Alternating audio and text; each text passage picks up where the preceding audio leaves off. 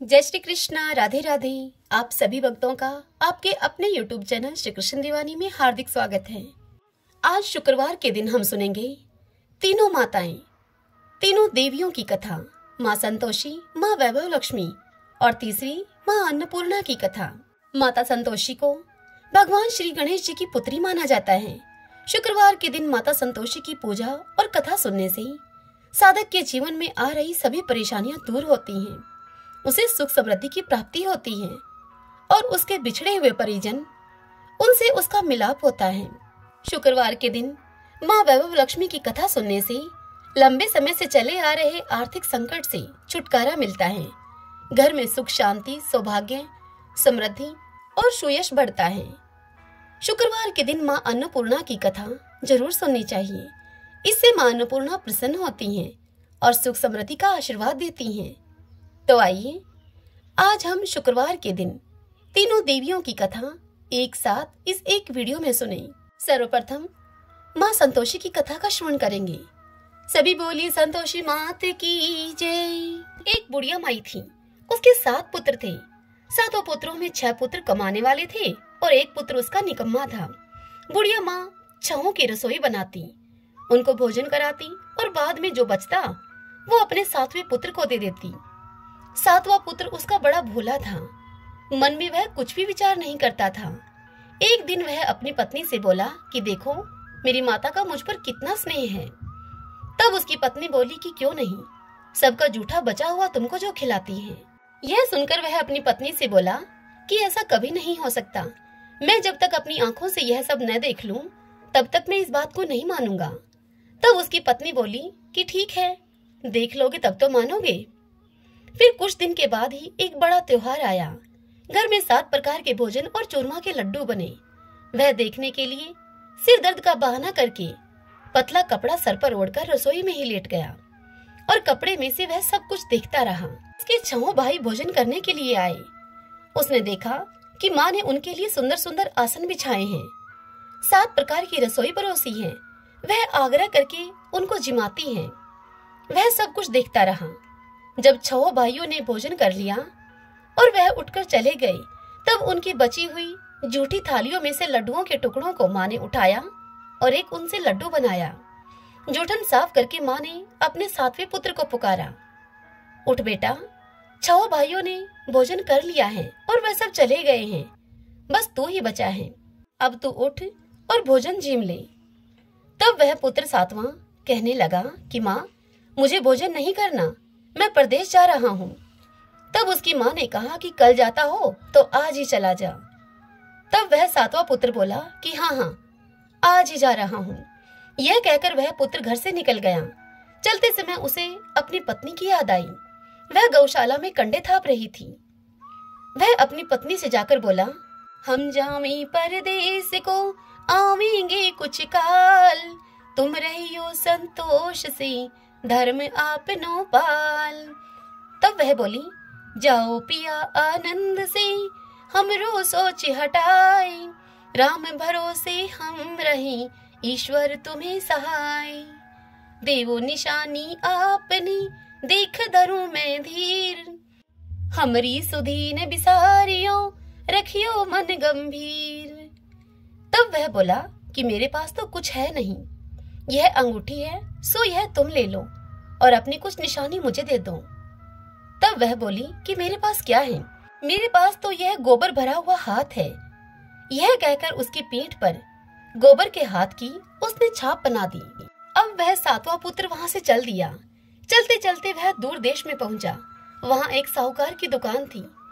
उस साहूकार की दुकान पर जाकर वह कहने लगा कि भाई मुझे नौकरी पर रख लो।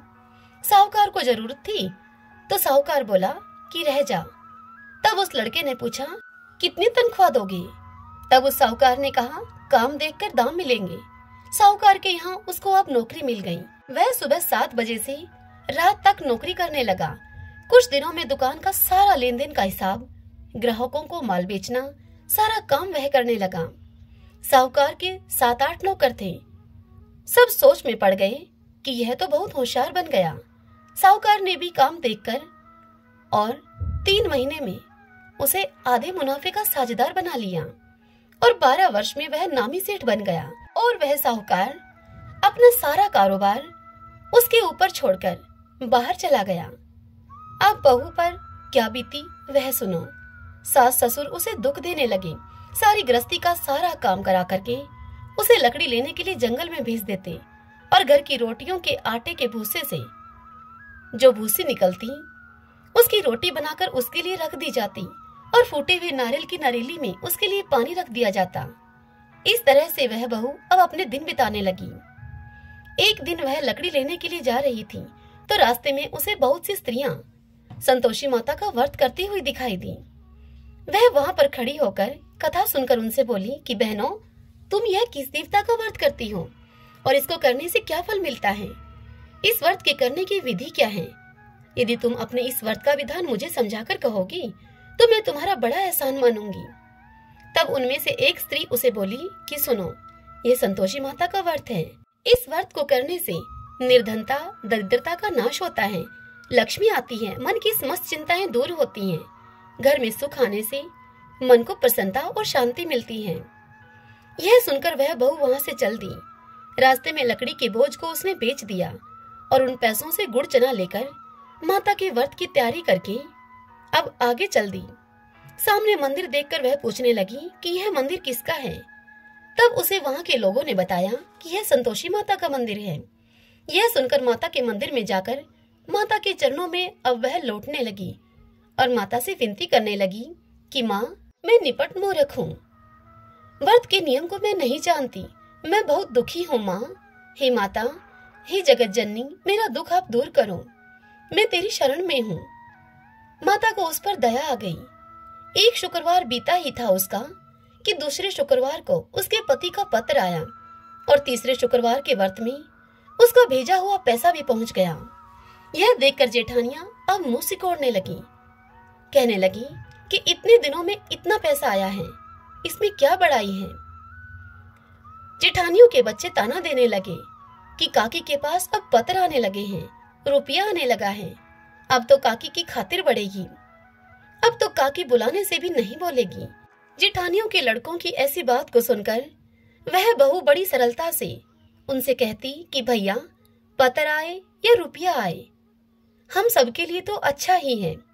ऐसा कहकर आंखों में आंसू भरकर संतोषी माता के मंदिर में आकर मातेश्वरी संतोषी के चरणों में गिरकर वह रोने लगी, कहने लगी कि माँ, मैंने तुमसे पैसा नहीं मांगा, मुझे पैसे से क्या काम है, मुझे तो अपने सुहाग से ही काम है, मैं तो अपने स्वामी के दर्शन और उनकी सेवा मांगती हूँ आपसे। तब प्रसन्न होकर माता ने उससे कहा कि जा बेटी, तेरा स्वामी आएगा। यह सुनकर वह बहू खुशी से बावली होकर घर जाकर सारा काम करने लगी। अब संतोषी माता विचार करने लगी कि इस भोली पुत्री से मैंने कह तो दिया कि तेरा पति आएगा, पर वह आएगा कहाँ से? वह तो इसे स्वप्न में भी याद नहीं करता है, उसे याद दिलाने के लिए मुझे ही उसके पास जाना पड़ेगा। इस तरह से संतोषी माता उसके पति के स्वप्न में प्रकट होकर उससे कहने लगी कि साहूकार के बेटे, सोता है या जागता है? तब साहूकार का वह बेटा बोला कि माता, सोता भी नहीं हूँ और जागता भी नहीं हूँ, बीच में ही हूँ, कहो क्या आज्ञा है मेरे लिए। तब संतोषी माता उससे कहने लगी कि तेरा घर बार कुछ है या नहीं? तब वह साहूकार का बेटा बोला कि मेरा सब कुछ है, माँ बाप भाई बहन पत्नी, क्या कमी है मेरे पास, सब कुछ है मेरे पास। तब संतोषी माता उससे बोली कि भोले पुत्र, तेरी पत्नी घोर कष्ट उठा रही है, तेरे माँ बाप उसे दुख दे रहे हैं, वह तेरे लिए तरस रही है, तू उसकी सुधि ले ले। तब वह बोला कि माता, यह तो मुझे मालूम है, परंतु जाऊं कैसे? यह परदेश की बात है, लेन देन का कोई हिसाब नहीं, जाने का कोई रास्ता नजर नहीं आता, कैसे चला जाऊं? तब संतोषी माता उसे कहने लगी, तुम मेरी बात मानो, सवेरे नहा धोकर संतोषी माता का नाम लो, घी का दीपक जलाओ, दंडवत करके दुकान पर जाकर बैठना, तब देखते ही देखते तेरा सारा लेन देन सब चुक जाएगा, तेरा सभी माल बिक जाएगा, शाम होते होते धन का तेरे पास ढेर लग जाएगा। तब वह सवेरे बहुत ही जल्दी उठा, नहा धोकर संतोषी माता को दंडवत प्रणाम करके घी का दीपक जलाकर दुकान पर जाकर बैठा। थोड़ी ही देर में क्या देखता है कि देने वाले रुपया लाए लेने वाले हिसाब लेने लगे। कोठे में भी भरे सामानों के खरीदार नगद दाम में सौदा करने लगे। शाम तक धन का ढेर लग गया। माता का यह चमत्कार देखकर वह खुश होकर मन में माता का नाम लेकर घर ले जाने के लिए गहना और कपड़ा खरीदने लगा और वहाँ के काम से निमटकर वह तुरंत अपने गांव के लिए रवाना हुआ। उधर बहू बेचारी जंगल से लकड़ी लेने के लिए जाती है। लौटते वक्त माता जी के मंदिर में वह विश्राम करती है। वह संतोषी माता का मंदिर तो उसके रोज रुकने का स्थान ही ठहरा। दूर से धूल उड़ती हुई देखकर वह माता संतोषी से पूछती है कि हे माता, यह धूल कैसी उड़ रही है। तब माँ संतोषी उसे कहती है कि पुत्री, तेरा पति आ रहा है। अब तू ऐसा कर, लकड़ियों के 3 बोझ बना ले। एक नदी के किनारे पर रख दे, दूसरा मेरे मंदिर में रख दे और तीसरा अपने सिर पर रख ले। तेरे पति को लकड़ी का गट्ठा देखकर मोह पैदा होगा। वह यहाँ मंदिर में रुकेगा। खाना खा पीकर वह माँ से मिलने जाएगा। तब तू लकड़ी का बोझ उठाकर लेकर जाना और बीच चौक में लकड़ी का गट्ठा डालकर 3 आवाजें जोर जोर से लगाना। कहना कि लो सासू जी, लकड़ियों का गट्ठा लो, भूसी की रोटी दो और नारियल के खोपरे में मुझे पानी दो। आज मेहमान यह कौन आया है। संतोषी माता की इस बात को सुनकर बहू ने कहा कि बहुत अच्छा माता, और यह कहकर वह प्रसन्न होकर वह लकड़ियों के 3 गट्ठे लेकर आई। एक गट्ठा नदी के तट पर, दूसरा गट्ठर माँ संतोषी के मंदिर में। इतने में ही मुसाफिर वहां पर आ पहुंचा। सूखी लकड़ियां देखकर उसकी इच्छा हुई कि यहीं पर निवास करे और भोजन बना खा पीकर ही गांव जाए। इस प्रकार भोजन बनाकर विश्राम लेकर वह अपने गांव को गया। सबसे वह प्रेम से मिला। उसी समय उसकी पत्नी सिर पर लकड़ी का गट्ठा लिए हुए अपने घर पहुंचती है। लकड़ी का भारी बोझ आंगन में गिराकर वह जोर जोर से 3 आवाज लगाती है। लो सासू जी, लकड़ी का गट्ठा लो, भूसी की रोटी दो, नारियल के खोपरे में पानी दो। आज मेहमान यह कौन आया है। यह सुनकर उसकी सास अपने दिए हुए कष्टों को बुलाने के लिए कहती है कि बहू, ऐसा क्यों कहती है, तेरा पति ही तो आया है। आ बैठ, मीठा भात खा, भोजन कर, कपड़े गहने पहन। इतने में उसकी आवाज सुनकर उसका पति बाहर आता है और अंगूठी देखकर वह व्याकुल होकर अपनी माँ से पूछता है कि माँ, यह कौन है। तब उसकी माँ कहती है कि बेटा, तेरी बहू है। आज 12 बरस हो गए। जब से तू गया है तब से यह सारे गांव में जानवर की तरह भटकती फिरती है। घर का काम काज तो कुछ करती नहीं। 4 समय आकर भोजन खा जाती है। अब तुझे देखकर भूसी की रोटी और नारियल के खोपरे में यह पानी मांग रही है। तब वह लड़का लज्जित होकर बोला कि ठीक है माँ, मैंने इसे भी देखा है और तुम्हें भी देखा है। अब मुझे दूसरे घर की चाबी दो तो मैं उस घर में रहूं। तब माँ बोली कि ठीक है बेटा, जैसी तेरी मर्जी। और यह कहकर चाबी का गुच्छा माँ उसके सामने पटक देती है। बेटे ने चाबी लेकर दूसरे कमरे में, जो तीसरी मंजिल के ऊपर था, उस कमरे को खोलकर अपना सभी सामान जमाया। एक दिन में ही वह राजा के महल जैसा ठाट बाट बन गया। अब क्या था, वे दोनों पति पत्नी सुख पूर्वक रहने लगे। फिर अगला शुक्रवार आया जब बहू अपने पति से कहने लगी कि मुझे संतोषी माता के व्रत का उद्यापन करना है। तब वह पति बोला कि बहुत अच्छा, खुशी से करो उद्यापन। तब वह बहू तुरंत ही उद्यापन करने की तैयारी करने लगी। जेठ के लड़कों को भोजन के लिए वह कहने के लिए गई। उन्होंने मंजूर कर लिया, परंतु जेठानी अपने बच्चों को सिखाती है कि देखो रे, भोजन के समय सभी लोग खटाई मांगना, जिससे कि उसका उद्यापन पूरा न हो। अब लड़के जीवने के लिए गए। खीर पेट भर के खाई, परंतु याद आते ही वह सब कहने लगे कि हमें कुछ खटाई दो, खीर खाना हमें भाता नहीं है, हमें यह खीर देखकर अरुचि होती है। तब वह बहू कहने लगी उनसे कि खटाई तो किसी को नहीं दी जाएगी, यह संतोषी माता का प्रसाद है। यह सुनकर वह लड़के खड़े हो गए और बोले कि ठीक है, हमें पैसा दो। भोली बहू कुछ जानती नहीं थी, सो उसने उन्हें पैसे दे दिए। लड़के उसी समय उठ करके इमली लाकर खाने लगे। यह देखकर बहू पर माताजी ने क्रोध किया। राजा के दूत उसके पति को पकड़कर ले गए। जेठ जेठानी मनमाने खोटे वचन उनसे कहने लगे कि लूट लूट कर धन इकट्ठा कर लाया था, इसलिए राजा के दूत उसको पकड़ कर ले गए हैं। अब उसे सब पता चल जाएगा जब वह जेल की हवा खाएगा। बहू से ये वचन सहन नहीं हुए। वह रोती रोती मंदिर में गई और माता से बोली कि हे संतोषी माता, तुमने यह क्या किया? हंसाकर अब हमें क्यों रुलाने लगी हो? तब संतोषी माता उसे बोली कि पुत्री, तूने उद्यापन करके मेरा व्रत भंग किया है। इतनी जल्दी सब बातें तूने भुला दी। तब वह बहू कहने लगी कि माता, भूली तो नहीं हूं, मैं कुछ अपराध किया है, मुझे तो लड़कों ने भूल में डाल दिया, मैंने भूल से उन्हें पैसे दे दिए, मुझे आप क्षमा करो माँ। तब माता संतोषी बोली कि ऐसी भी कहीं भूल होती है क्या? तब वह बहू बोली कि मुझे माफ कर दो माँ, फिर तुम्हारा उद्यापन करूंगी मैं। तब माँ संतोषी बोली कि अब भूल मत करना। वह बहू बोली कि अब भूल नहीं होगी माँ। हे माँ, मुझे बताओ कि मेरे पति वापस कैसे आएंगे? तब संतोषी माता बोली कि जा पुत्री, तेरा पति तुझे रास्ते में ही आता हुआ मिलेगा। वह घर की तरफ चल दी। राह में उसका पति उसे आता मिला। तब उसने अपने पति से पूछा कि तुम कहाँ गए थे? तब उसके पति उससे कहने लगा कि इतना धन जो कमाया है उसका टैक्स राजा ने मांगा था, वह कर भरने के लिए गया था मैं। तब वह बहू बड़े ही प्रसन्न भाव से बोली कि भला हुआ, अब तुम घर चलो। कुछ दिन के बाद फिर शुक्रवार आया। वह बहू अपने पति से बोली कि मुझे माता का उद्यापन करना है। तब उसके पति ने कहा कि करो।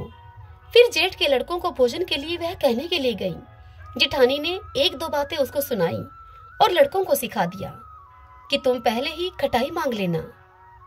लड़के भोजन के पहले ही कहने लगे कि हमें खीर खाना नहीं भाता, हमारा जी खराब होता है, कुछ खटाई खाने के लिए दो।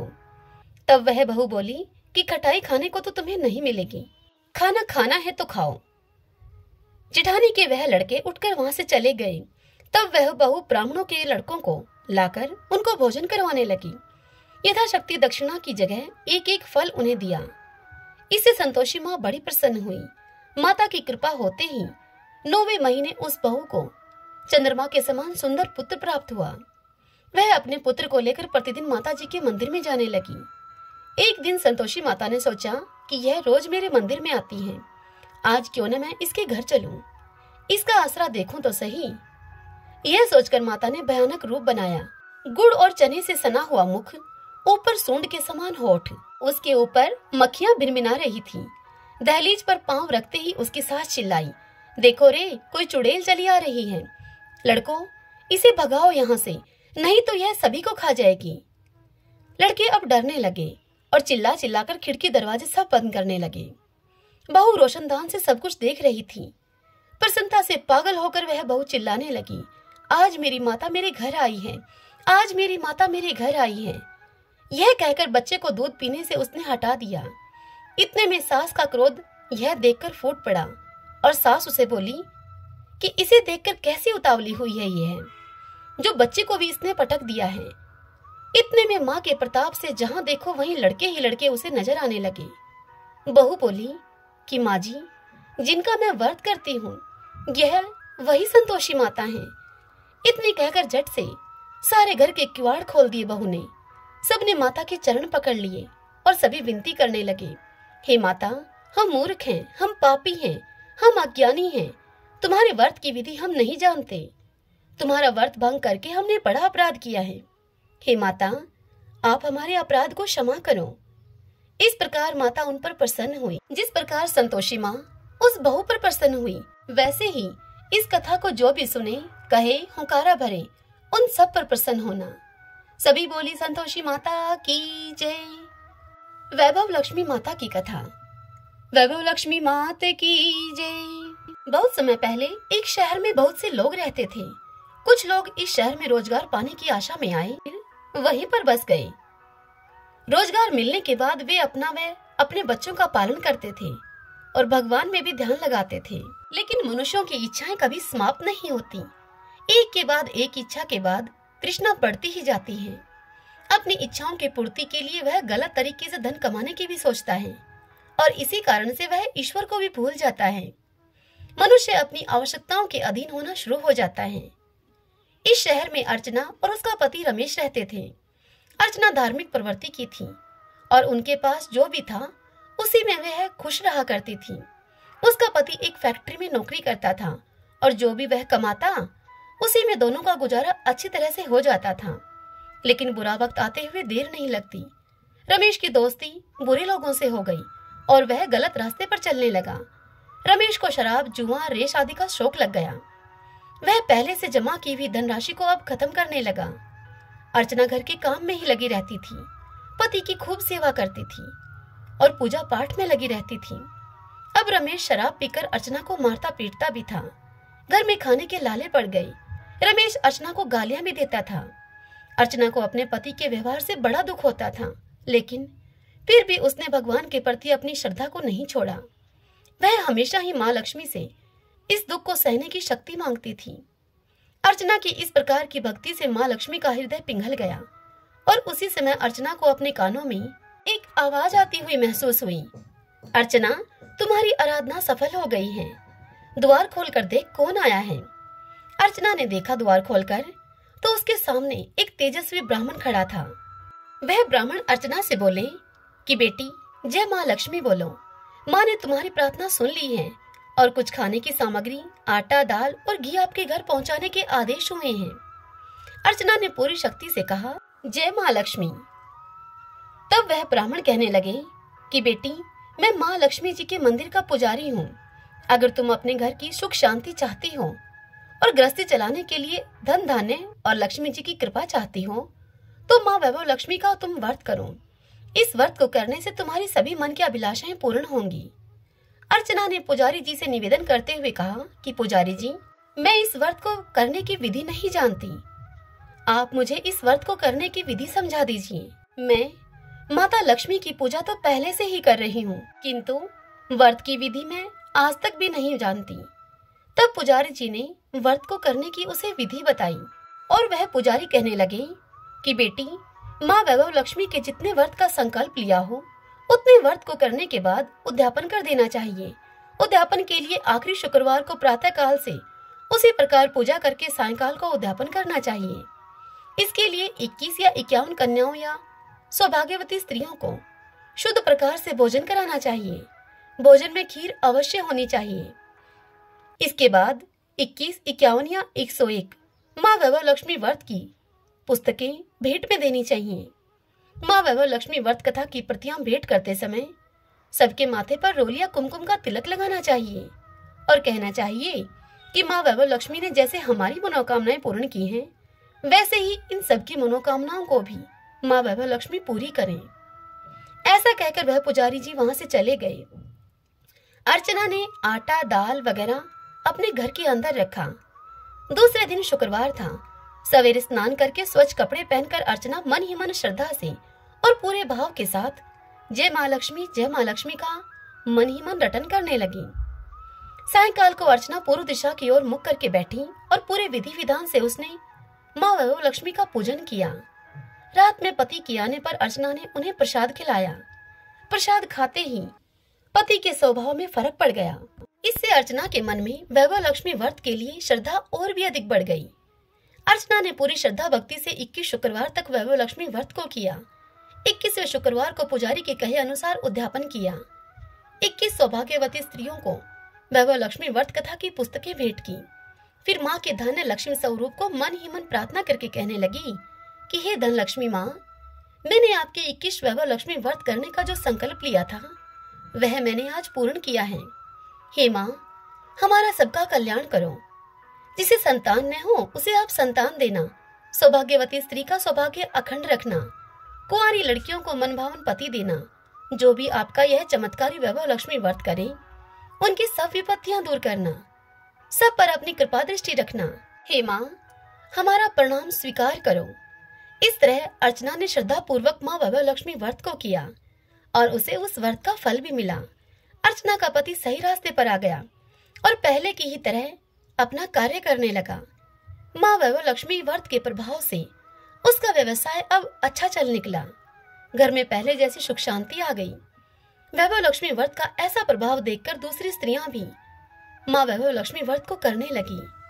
हे माँ वैभव लक्ष्मी, जैसे आप अर्चना पर प्रसन्न हुई उसी तरह से आपकी इस कथा को, इस व्रत को जो भी करे, कहे, सुने, सुनाए, उन सब पर आप अपनी कृपा करना उन सब पर आप प्रसन्न होना, सभी को सुख शांति सौभाग्य देना। सभी बोलिए वैभव लक्ष्मी माता की जय। काशी के निवासी धनंजय की पत्नी का नाम था सुलक्षणा। उसे अन्य सब सुख प्राप्त थे, केवल निर्धनता ही उसके दुख का कारण थी।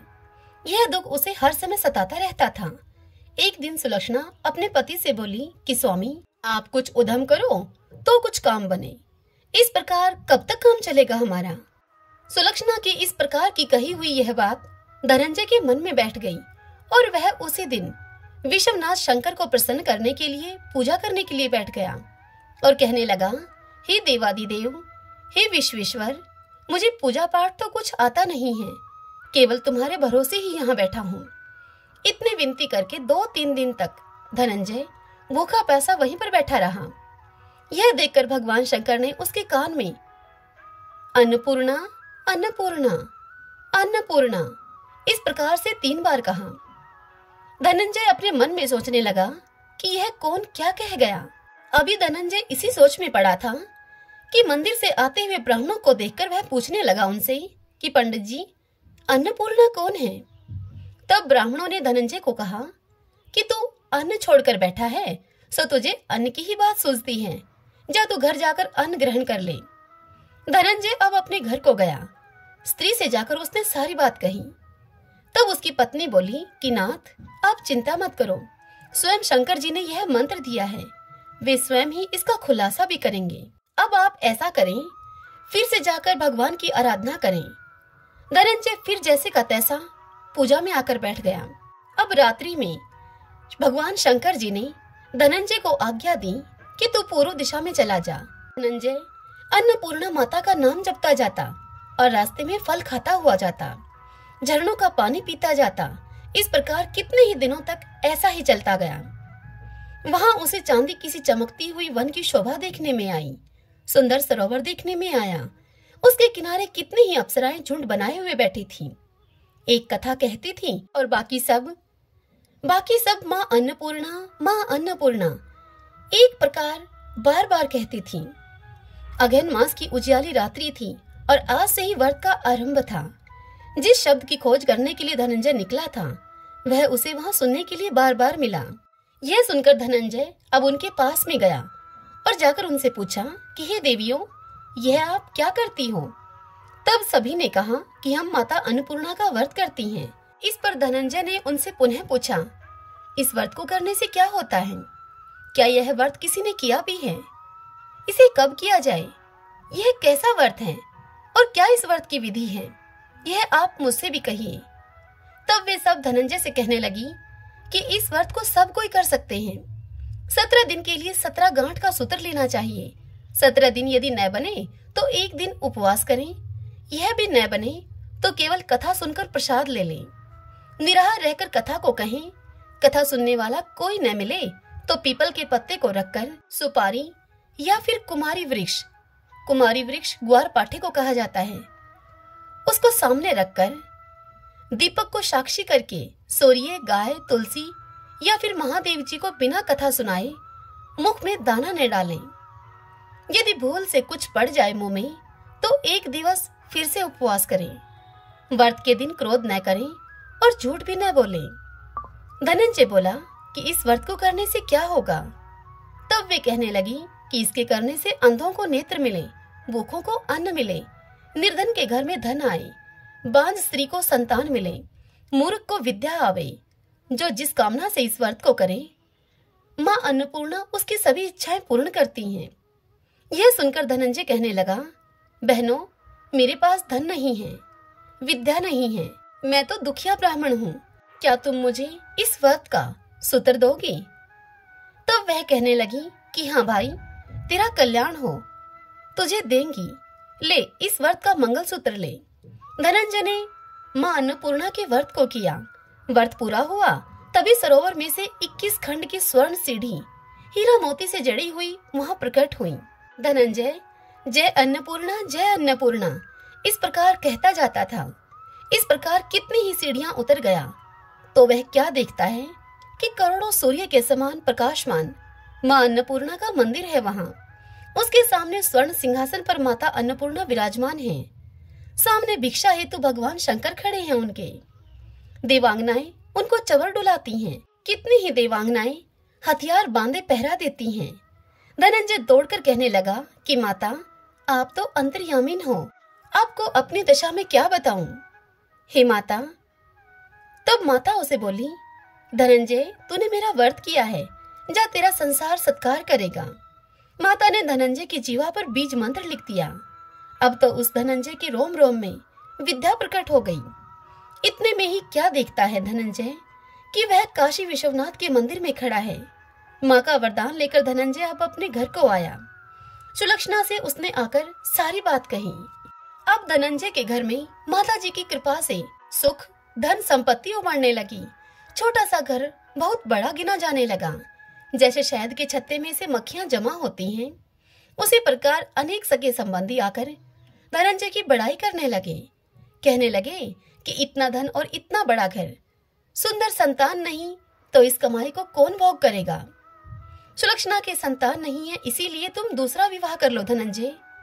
अनिच्छा होते हुए भी धनंजय को अब अपने रिश्तेदारों की बात माननी पड़ी और उसने दूसरा विवाह कर लिया। सती सुलक्षणा को सोच का दुख उठाना पड़ा। इसी प्रकार उसके दिन अब बीतते गए। फिर अगहन मास आया। नए बंधन से बंधे हुए पति को सुलक्षणा ने कहलवाया कि माँ अन्नपूर्णा के व्रत के प्रभाव से हम सुखी हुए हैं, इस कारण से यह व्रत छोड़ना नहीं चाहिए। यह माता जी का ही प्रताप है जो कि हम इतने संपन्न और सुखी हैं। सुलक्षणा की बात को सुनकर धनंजय उसके यहाँ आया और व्रत करने के लिए बैठ गया। नई बहू को इस व्रत की खबर नहीं थी। वह धनंजय के आने की राह देखती रही। अब दिन बीतते गए और यह व्रत पूर्ण होने में 3 दिन बाकी थे कि नई बहू को इस बात की खबर पड़ी। उसके मन में तो ईर्ष्या की ज्वाला दहक रही थी। अब वह नई बहू सुलक्षणा के घर में आ पहुंची और झगड़ा करने लगी। वह धनंजय को अपने साथ में ले गई। नए घर में धनंजय को थोड़ी देर के लिए निद्रा ने आ दबाया। इसी समय नई बहू ने उसका व्रत का सूत्र तोड़कर आग में फेंक दिया। अब तो माताजी का कोप जाग गया। घर में अकस्मात आग लग गई। सब कुछ जलकर खाक हो गया। यह सब कुछ होता हुआ देखकर सुलक्षणा सब जान गई और पति को फिर वह अपने घर ले आई। नई बहू रूठकर पिता के घर जा बैठी। संसार में 2 जीव थे, उनमें से एक ही रह गया। पति को परमेश्वर मानने वाली सुलक्षणा बोली, हे नाथ, घबराना नहीं, माता जी की कला अलौकिक है। पुत्र कुपुत्र हो जाता है पर माता कुमाता नहीं होती। अब आप श्रद्धा और भक्ति पूर्वक आराधना शुरू करो, माता जरूर हमारा कल्याण करेंगी। धनंजय फिर से माता के पीछे पड़ गया। फिर वही सरोवर सीढ़ी प्रकट हुई। उसमें धनंजय अन्नपूर्णा माँ इस प्रकार कहता हुआ नीचे उतर गया। वहां जाकर माता जी के चरणों में रुदन करने लगा धनंजय। तब माता प्रसन्न होकर धनंजय से बोली, धनंजय, यह मेरी स्वर्ण की मूर्ति ले और उसकी पूजा करना, तू फिर से सुखी हो जाएगा। जा, तुझे मेरा आशीर्वाद है। तेरी स्त्री सुलक्षणा ने श्रद्धा से मेरा व्रत किया है, उसे मैंने पुत्र दिया है। यह सुनकर धनंजय ने जैसे ही आंखें खोली, उसने अपने आप को काशी विश्वनाथ जी के मंदिर में खड़ा हुआ पाया। वहां से फिर उसी प्रकार से वह अपने घर को गया। इधर अब सुलक्षणा के दिन चढ़े और 9 महीने पूरे होते ही उनके घर में पुत्र का जन्म हुआ। गांव में आश्चर्य की लहर दौड़ गई, मानता आने लगी। इसी प्रकार गांव के निसंतान सेठ के पुत्र होने से उसने माता अन्नपूर्णा का सुंदर मंदिर बनवा दिया। उसमें माताजी धूमधाम से पधारी, यज्ञ किया और धनंजय को मंदिर के आचार्य का पद दे दिया। जीविका के लिए मंदिर की दक्षिणा और रहने के लिए बड़ा सुंदर घर बनवा दिया। धनंजय स्त्री और पुत्र के सहित वहां पर रहने लगा। माताजी की चढ़ोतरी में भरपूर आमदनी होने लगी। उधर नई बहू के पिता के घर डाका पड़ गया। सब कुछ उनका लुट गया। अब वे भीख मांगकर पेट भरने लगे। सुलक्षणा ने जब यह सुना तो नई बहू को उसके मायके से पुलवा लिया, उसे अलग झार में रख लिया और उनके अन्न वस्त्र का प्रबंध कर दिया। धनंजय, सुलक्षणा और उसका पुत्र माताजी की कृपा से आनंद करने लगे। माताजी ने जैसे इनके भंडार भरे, इस कथा को कहते सुनते हुंकारा भरते सभी के माँ अन्नपूर्णा भंडार भरे, सभी पर अपनी कृपा करें। जाकी जैसी भावना तांको वैसा सिद्ध, हंसा मोती चुगत है मुर्दा चौखट गिद्ध। सत्य भाव ना देव में शकल सिद्धि का मूल, बिना भाव भटक्यो फिरई, खेवई समय फिचूल। सभी बोलिए अन्नपूर्णा माता की जय। मुझे आशा है कि आज की यह कथा आपको पसंद आई होगी। यदि ऐसा हो तो इस वीडियो को आप लाइक करें और कमेंट बॉक्स में माता रानी की जय लिखिए। जय श्री कृष्ण। राधे राधे।